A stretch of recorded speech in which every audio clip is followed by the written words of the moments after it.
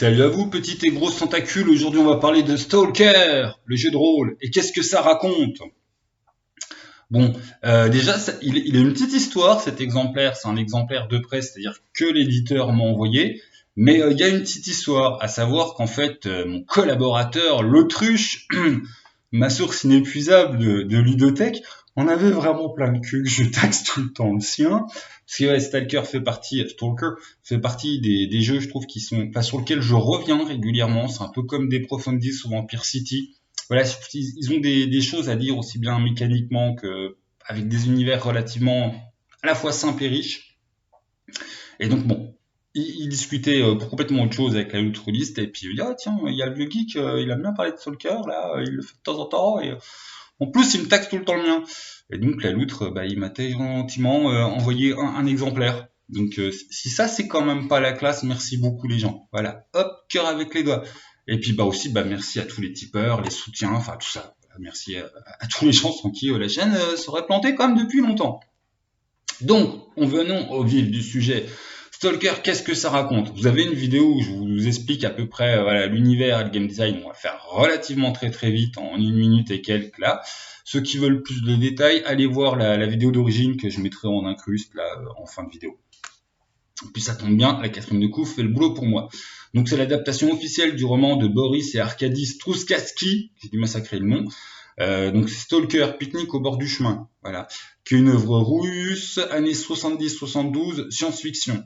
Qu'est-ce qu'on te propose de jouer là-dedans? Merci quatrième de couve. Il y a 13 ans, la visite modifie 6 régions du monde. Les lois de la nature bouleversées, des villes rasées, des centaines de milliers d'âmes perdues, des scientifiques dans l'incompréhension, des gouvernements impuissants. Les zones interdites, ou simplement les zones, sont scellées par une frontière gardée par l'Institut et ses alliés qui jouent à des jeux politiques dangereux pour le futur de l'humanité. Dans les avant-zones, les sociétés se sont reconstruites et les artefacts, ces reliques d'une culture étrangère à la Terre, pourraient changer l'équilibre du monde. Anomalies, monuments, faune et flore mutantes parsèment les zones, voire petites variations humaines, aussi mortes que contre nature, aussi mortelles que contre nature. Donc voilà, dans Stalker, le jeu de rôle, vous incarnez des stalkers, ces femmes et ces hommes intrépides qui ont décidé de braver. Ouais, en fait, vous êtes des suicidaires qui allez dans les zones pour récupérer le plus de trucs possible, soit pour les revendre, soit pour, enfin voilà, ça dépend de vos motivations. Donc ça c'était pour la présentation. L'autre point important à souligner, c'est que je trouve que c'est bien de le rentrer par ces critiques généralement qui n'aiment pas le système, on me dire que c'est un truc avec MJ despotique où il y a un système de règles. Mais si tu veux synthétiser le système, tu peux un peu caricaturer de toute façon, c'est scindé et c'est le MJ qui choisit si ton idée c'est con ou pas. Voilà, si ça réussit ou pas. Et quelque part, j'aimerais presque leur donner raison, parce que certes, il y a des tas de règles qui vont aider le MJ à prendre ses décisions, mais il y a quelque chose de très, non pas arbitraire, mais reposant sur l'idée que se fait le MJ des choses et puis de la capacité du joueur à expliquer ce qu'il fait pour montrer que ça va être pertinent. Et on va parler donc de ces deux points. Le fait qu'effectivement, c'est un jeu de rôle scindé avec les pleins pouvoirs du MJ qui sont assumés. Parce que quelque part, là, on enfonce des portes de polichinelle. Même un système très fermé qui, quelque part, enferme le MJ ne peut pas casser les pattes du MJ. Un MJ qui veut buter un groupe, butera un groupe. Un MJ peut très bien décider, non, voilà, en fait... même un truc avec des niveaux de difficulté très marqués, tu peux pas envisager toutes les situations, donc forcément, à un moment, si le MJ trouve que c'est une idée à la con, il va te dire difficulté 25, s'il trouve que c'est une idée merveilleuse, il va te dire difficulté 15, si c'est pas trop, il va te dire difficulté 20. Enfin voilà, les systèmes ne sont que des habillages du MJ qui est à la fois cette position du maître et de l'esclave. Oui, il a tout pouvoir sur vous, petit aventurier, joueur, PJ. D'un autre côté, c'est aussi l'esclave qui est là pour... c'est ceux qui scoltinent le boulot. C'est ceux qui sacrifient le fait de ne pas faire partie du scénar pour animer le scénar pour vous. Bon, en plus, maître esclave, ça renvoie à Hegel, ça ne veut absolument pas dire ça. Mais bon, tout ça pour vous dire que oui, effectivement, il est vrai que c'est un jeu qui pousse le curseur et les critères du c'est le MJ qui choisit un peu au niveau maximal avec une petite couche d'habillage qui sont en fait plus des aides pour aider le MJ. Parce que voilà, si on avait résumé les règles par MJ démerde-toi, tu choisis et t'assumes, ça aurait été un peu difficile. Donc en fait, Stalker a le bon goût de te proposer des aides pour que tu puisses faire ça. Mais quelque part, il est vrai que MJ, tu fais ça. Et charge à toi, joueur, justement, d'expliquer au mieux, non pas d'argumenter que gna t'as raison, mais d'expliquer au mieux pour bien montrer que c'est pertinent. Puis bah, après, rétro-feedback, si le MJ dit il a absolument rien compris le joueur, peut-être que c'est aussi le MJ qui a pas très très bien expliqué. Si tu es maître, MJ, mais tu es aussi esclave. C'est, voilà. Des joueurs qui ont absolument rien compris, c'est pas forcément des blaireaux, c'est aussi peut-être des joueurs à qui t'as mal expliqué le truc. Notion de remise en cause chez MJ, mais bon, là il y a autre chose. Tout simplement pour dire que nos auteurs, c'est quoi? C'est des romanciers dans les années 70, romanciers russes. Donc je suis pas allé fouiner leur bio, savoir s'ils ont écrit le bouquin en Russie ou à l'extérieur. De toute façon, ne serait-ce par rapport à leur nationalité et la géopolitique de l'époque, ils ont une position par rapport à ce qui est dictatorial qui n'est pas neutre. Et là, on est en train de parler de gens qui t'écrivent un bouquin où le héros, il va être justement, en tant que jeu de rôle, ce qu'on te propose de jouer, un stalker, c'est-à-dire tu es quelqu'un qui vit dans une société humaine gentiment dictatoriale, même si voilà, on n'en est pas c'est pas le 28e Reich, mais il y a un côté très très dictature dans Stalker.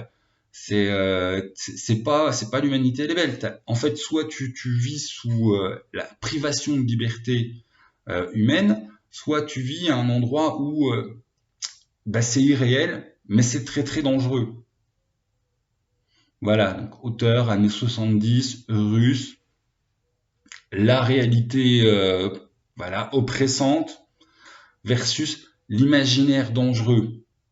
Enfin, j'ai vraiment l'impression qu'on est dans un chemin d'écriture. Quelque part, les auteurs, c'est d'eux-mêmes qui te parlent dans le roman, parce qu'effectivement, plus dans le roman, hein, y a ce côté, hop, bonne grosse dictature, militaire héros, pseudo-rationnel, on pense pas du tout à la Russie. Avec de l'autre côté, ah, dégage, Popol emploi, te veut du mal. De l'autre côté, on a justement ces zones qui sont hors réalité. Voilà, c'est quoi écrire de l'imaginaire si ce n'est aller à la recherche de quelque chose dans l'hors réel, dans l'au-delà du réel. Et c'est ce qui est bien en plus, mise en abîme terrible. Qu'est-ce que tu fais, joueur, quand tu fais du jeu de rôle? T'es dans cette position du stalker qui justement, bah, voilà, t'as ton réel, t'as ton échappé dans l'imaginaire, dans la recherche d'un quelque chose. Alors dans le jeu, on a plus le côté, voilà, l'espoir. Enfin, tous vos persos, ils ont des motivations. Dans le roman, on a ça aussi. Enfin, on a la thématique du vœu, on a la thématique du souhait, donc la thématique de l'espoir du meilleur, qui est exactement aussi la motivation ben voilà, de vos personnages, mais ce qui est aussi la motivation de la personne qui joue. Tu joues pas pour te faire du mal. Tu joues en recherche d'une expérience qui va t'amener quelque chose. Alors après, bon, choix divers, hein, ça peut être aussi bien, tu joues, t'es un consommateur de divertissement pour te changer les idées, parce que tu en avais besoin, comme tu joues, Descartes parle dans sa correspondance avec Elisabeth de l'expérience fictive. À savoir, pour Descartes, en fait, tu sais rien tant que t'as pas travaillé la chose, mais l'expérience de pensée est ce qui est de plus utile pour te faire des XP, littéralement, hein, comme dans un jeu de rôle, un apprentissage de ce qui pourrait être. Quelque part, enfin voilà, tu prends ce passage de Descartes, tu fais le jeu de rôle, c'est pédagogique, mais pas au sens des trucs chiants qu'on avait en pédagogie enfant dans les années 80. Ouais, les jeux de société pédagogiques chiants comme la mort. Mais vraiment au sens où oui, c'est un apprentissage. Apprentissage sur soi, apprentissage sur le social du jeu avec les autres, apprentissage d'une situation fictive. Voilà, il te reconnaît pas seulement, Descartes René, du coup par ça il te reconnaît pas seulement l'expérience de pensée dans la socialisation, parce que lui en plus il te dit que tu peux le faire complètement tout seul, il t'invite à le faire tout seul. Il dit l'expérience de pensée justement par rapport à ce que tu ferais dans ces conditions. Il dit pas que tu auras raison quand tu y penses en avance, ça va dépendre de ton rapport de lucidité à toi-même, mais il dit qu'effectivement c'est un bon exercice, c'est un bon travail qui est voilà, qui te file de l'XP, vraiment, pour apprendre à réagir dans ces situations. Enfin bon, la jeu des vies. Mais oui, donc ton expérience de jeu dans cette partie, la partie de jeu de rôle autour de la table, Ça symbolise les zones que tu as dans le jeu de rôle à explorer, ça c'est-à-dire ça symbolise l'irréel, c'est-à-dire dans un roman, de romanciers qui te font de la SF, donc qui explorent l'irréel, te parlent de gens qui vont explorer des lieux qui désormais échappent à ce qui, voilà, ce qui pour nous du réel, c'est-à-dire échappe au lieu de la physique. Et là, on n'est pas dans le truc tout simple willien qui te dirait, bah voilà, dépasse ton carcan, adviens, sois toi-même, youpi, d'un coup de baguette magique, tu seras super fort. Non, on est dans, il y a des tas de dangers. Voilà, on est beaucoup plus dans les paradis artificiels de Baudelaire. Ils sont pas en train de te dire que, bah du coup, voilà, fuis la société, ce sera facile. Pas du tout. Fuis la société et tu passeras voilà, de Caribansila. C'est tout aussi mortel en face. C'est tout aussi. Il peut tout autant avoir une perdition de soi. Mais c'est pareil, hein, là-dessus, enfin, ouais, vous êtes tous des rôlistes, donc vous avez un rapport à l'imaginaire assez fourni, je pense, pour déjà tous avoir touché ce moment où tu te dis, il y a moyen de se perdre dans un rôle imaginaire. Il y a moyen de se perdre dans un monde imaginaire.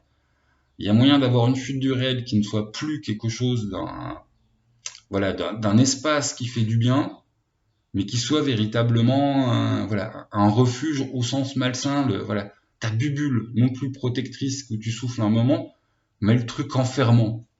Enfin, je sais pas, je pense par exemple au phénomène japonais là, des jeunes qui restent enfermés H24 pour être juste sur leurs réseaux sociaux et leurs jeux vidéo.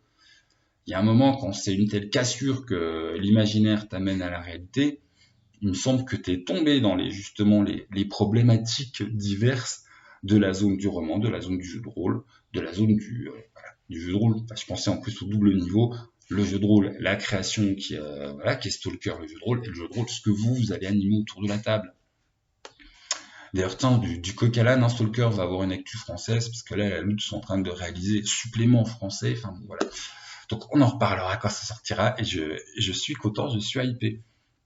Mais voilà, Stalker va pouvoir avoir cet aspect méta où on te parle de la réalité, on te parle enfin, de toute façon, toute société aura une forme oppressive et stigmatisante à un moment ou à un autre. Enfin, qu'on relisait René Girard, enfin, le fait de toute façon de faire communauté fait que tu as un sacrifice d'une partie de ta puissance.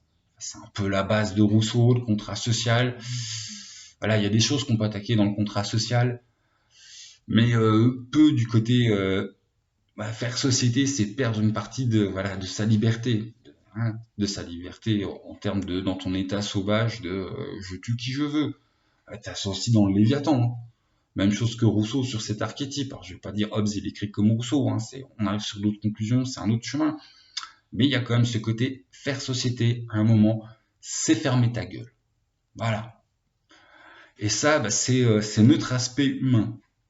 Et ça, bah ouais, des auteurs russes 70 vont nous le ressortir par quelque chose qui va être du fantasme d'une société militaro-scientifique où voilà où la rationalité, enfin la technique est asservissante pour l'humain et où l'espoir se trouve dans l'irréel, dans ces zones incompréhensibles, excessivement mortelles. Généralement, les joueurs vont avoir une triple oscillation. Tu commences Stalker, ouais génial, des zones à explorer, je vais dans mon donjon. 95% des joueurs vont, t'es mort bêtement. T'as rien compris, t'es tombé sur un truc, boum, t'es mort. Les zones sont excessivement dangereuses. Donc du coup après tu joues un peu plus du côté humain en disant bon quand on va dans les zones c'est vraiment avec des objectifs précis en se renseignant à mort, enfin vous jouez Rambo. Mais du coup à trop traîner du côté humain bah, c'est quand même oppressant, puis d'un autre côté c'est pas pour rien que t'es stalker. Donc voilà, l'histoire, tout va te pousser au cul pour va falloir que tu y ailles. Et effectivement le troisième temps c'est j'ose dire l'épanouissement dans la zone, mais là il faut avoir à la fois cette humilité par rapport à la zone, c'est-à-dire cette humilité par rapport à l'imaginaire, le fait que oui, l'imaginaire, ça peut être quelque chose d'un tsunami qui nous touche beaucoup plus que ce qu'on... voilà, que tu t'ouvres innocemment un truc en te disant oui, c'est qu'une histoire, et finalement, t'y es marqué. Enfin, je veux dire, c'est qu'une histoire. Enfin, tu prends certains livres religieux ou voilà, certains gros bouquins qui ont changé le monde, ça reste que des histoires. Hein. Marx, quelque part, c'est aussi qu'une histoire. Pour l'autre, tu es victime, va niquer tout le monde. La Bible, voilà, c'est des mecs qui te racontent des histoires. Il y a des histoires qui impactent beaucoup les gens et qui changent littéralement le monde. Donc voilà, et Stalker, il va te mettre dans toute cette dynamique où effectivement, il y aura la question de la privation de la liberté côté humaine, mais aussi côté imaginaire. Tout l'aspect mortel des choses fait qu'il y a des règles du jeu à suivre d'un côté et de l'autre. Règles du jeu rigolo par rapport à un jeu de rôle, mais je voulais dire que chaque milieu a ses dangers, chaque milieu a ses limites. Et là où Stalker, ouais, vraiment, enfin, je le trouve merveilleux, aussi bien dans le roman que dans sa résonance au jeu de rôle, c'est qu'il y a effectivement où est l'espoir. L'espoir que tu atteindras pas toujours. Hein. Enfin, cet espoir, cette tentative de recherche de réalisation du vœu, qui est donc une thématique, c'est marrant, c'est repris, c'est vraiment la thématique qui a marqué les gens. Sinon, Stalker, c'est un roman, mais c'est repris dans un film qui quand même varie pas mal du roman, qui est repris dans un jeu vidéo qui varie encore plus du roman. Et pourtant, à chaque fois, on a bien conservé, comme quoi c'est vraiment le cœur aussi de Stalker, cette recherche du vœu, cet espoir du vœu, c'est-à-dire cet espoir de réalisation de son désir par le biais de quelque chose qui échappe aux définitions du réel. Et là, enfin bon, on ouvre aussi les portes pour rentrer dans les dichotomies voilà, de la pensée, du corps, de l'échappatoire et de la matière, des dangers de la pensée magique. Voilà, le moment où tu crois que c'est tes autodéfinitions qui changent le monde. Ça d'ailleurs, gros conflit au niveau linguistique, enfin conflit qui existe depuis un moment. C'est quoi enfin voilà, l'énoncé performatif, conflit qui s'est beaucoup politisé depuis la nouvelle vague de ce qu'était la French Touch dans la sociologie américaine. Mais oui, effectivement, à quel point le fait de nommer une chose, c'est prendre pouvoir dessus. Enfin, on en revient à la Bible, voilà, la nomination divine. C'est un très très très vieux débat dans l'humanité. Et voilà, des psys vont vous dire, et là on est en train de toucher la question de la pensée magique dans l'humanité. Qu'est-ce que croire que se figurer, c'est définir? Mais on touche aussi les phénoménologues français du genre Merleau-Ponty qui vont dire, s'il n'y a pas d'observateur, la chose observée n'est pas. Alors c'est pas au sens que ça disparaît, c'est beaucoup plus complexe que ça.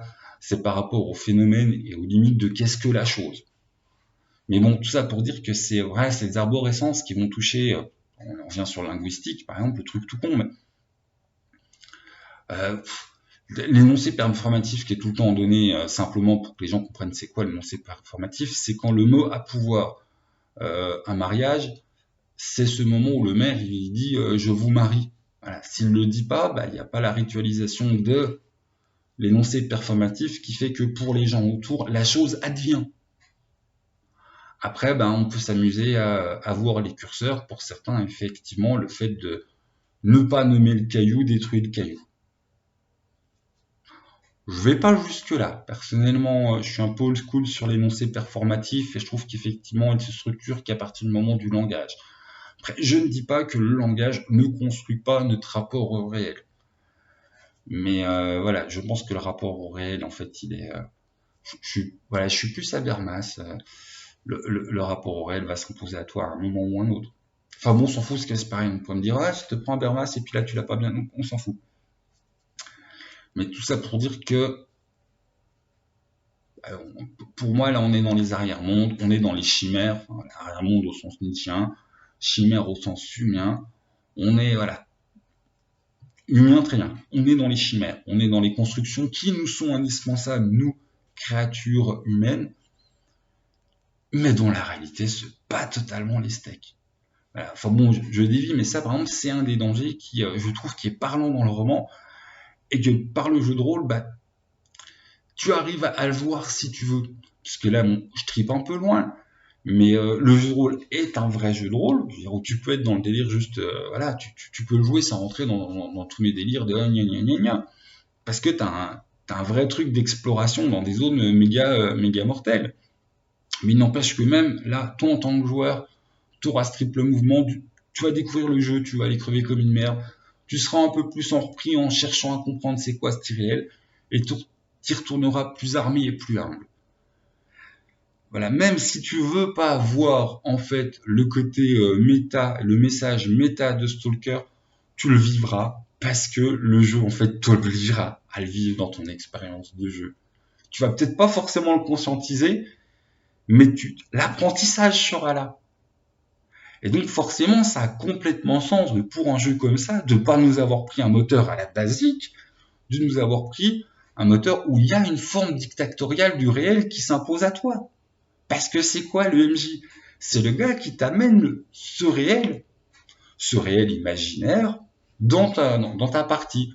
Sans MJ, tu n'auras pas de narration, qu'elle soit partagée ou pas, mais bon, même si elle est partagée, sans un moment quelqu'un qui vient et qui amène du narratif, il n'y aura pas. Et Stalker va se positionner complètement là-dessus. C'est la tondeuse municipale qui va me faire chier, c'est parce que ça s'entend pas trop. Mais oui, effectivement, le MJ, lui-même, du coup, va incarner quelque chose d'excessivement fort dans sa position de « je suis dictatorial dans l'histoire ». Enfin, dans les règles, parce qu'il est dictatorial dans l'histoire, dans ce qui vous amène, il est dictatorial dans ce qui va...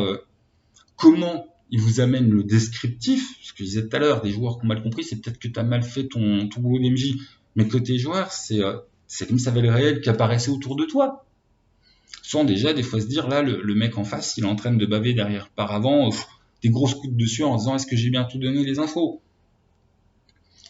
Je tourne en boucle mes rapports, maître esclave du MJ, le MJ est tout puissant certes, mais il est totalement au service d'eux.